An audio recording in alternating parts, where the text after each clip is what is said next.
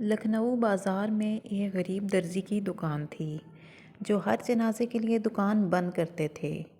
لوگوں نے کہا کہ اس سے آپ کے کاروبار کا نقصان ہوگا۔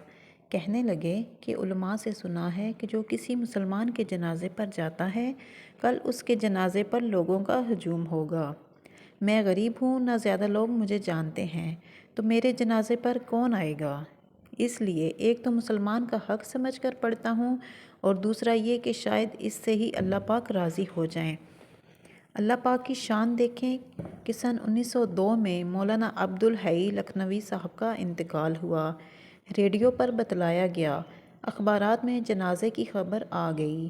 جنازے کے وقت لاکھوں کا مجمع تھا، پھر بھی بہت سے لوگ ان کا جنازہ پڑھنے سے محروم رہ گئے۔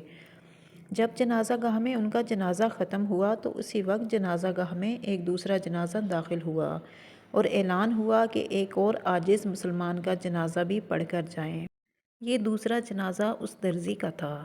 مولانا کے جنازے کے سب لوگ، سب بڑے بڑے اللہ والے، علماء کرام، سب نے اس درزی کا جنازہ پڑھا اور پہلے جنازے سے جو لوگ رہ گئے تھے وہ بھی اس میں شامل ہو گئے۔